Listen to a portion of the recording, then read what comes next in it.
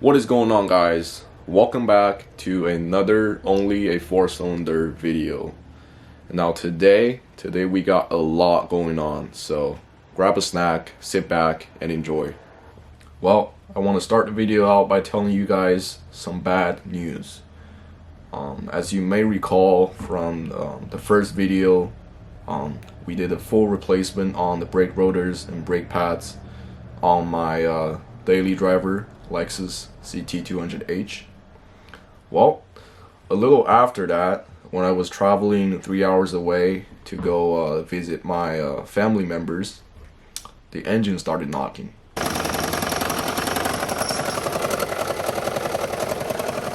So I wasn't really expecting that to happen, you know. I mean, the car does have 183,000 miles on it, but I just wasn't expecting it to blow up that soon, you know. But anyways, at the time, I did not have any tools or OBD2 scanners with me, so there was no way for me to diagnose what was going on. And surprisingly, there weren't any repair shops nearby either. So the only thing I did was I looked up on Google, went on some Prius and CT's forums to see what could be the potential cause for the engine knocking noise. And I found out that there could be multiple reasons for it. So the first possible cause for the engine knocking noise could be as simple as putting the wrong gas inside the car. I mean, I know a lot of people put like 89, 91 octane in their cars, thinking that it would make them run better, but it really doesn't. So I've never done that. I've always just followed what Lexus recommended, which was 87. So that was not my case. The second possible cause for the noise could be a bad spark plug.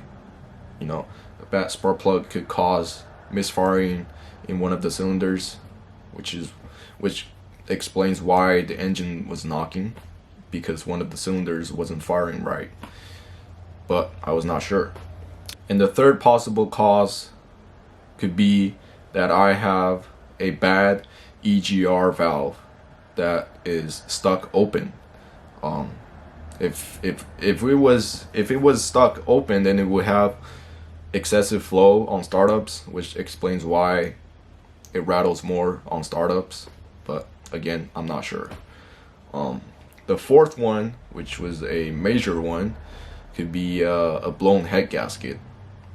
Now, the reason I brought this one up, because the car does have 183,000 miles on the clock, so it could be normal to have a blown head gasket because it does have that high mileage.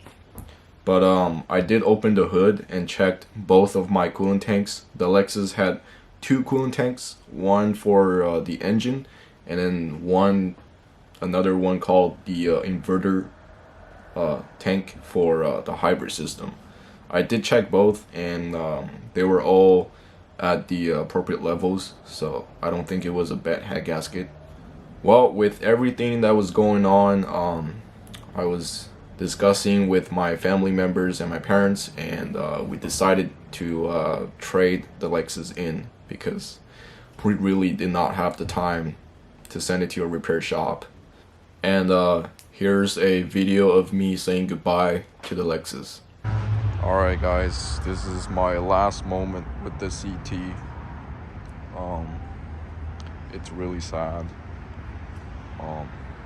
Like, if the engine has no problem, nothing has problems, there's no way that I'm gonna get another car, because I just like this car so much.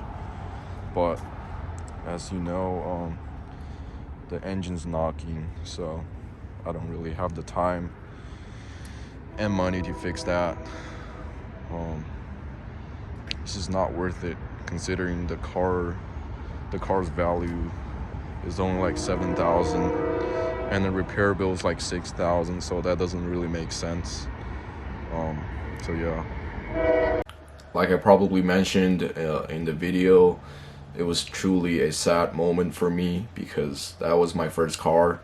I learned how to drive in that car. I did my road test in that car. I did everything. I learned everything in that car, you know, how to work on it, how to do oil changes, everything. And now it's gone. So, but hey, life gotta move on, right? So here's the new car.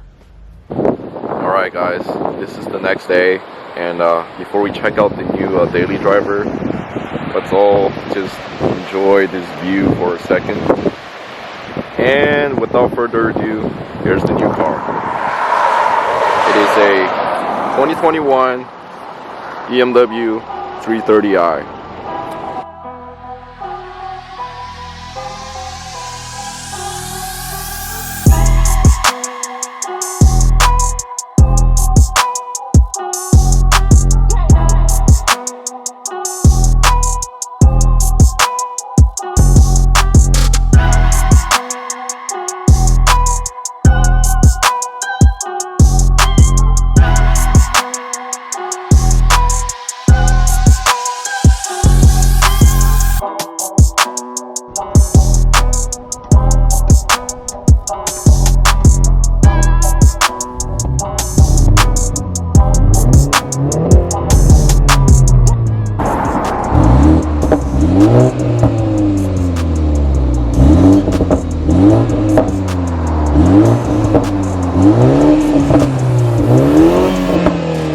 So yeah, this car is gonna be the replacement of the Lexus CT200H, and yes, I am gonna daily drive a BMW, and hopefully it doesn't give me any problems, at least in the near future, you know. Hopefully I don't get those infamous oil leaks or something. But anyways, I just want to say that I'm super grateful for literally everything. So I'm gonna be super responsible for this car, and I've decided that I'm gonna do all of the maintenance stuff by myself. You know, like the oil changes, you know, the coolant change, coolant flush, brake pads, brake rotors, and some other stuff, because I believe that when a BMW is properly maintained every year or every X amount of miles, it's going to be reliable for quite some time, just like any other vehicles on the road. So, but speaking of oil changes, let's actually check out the engine bay.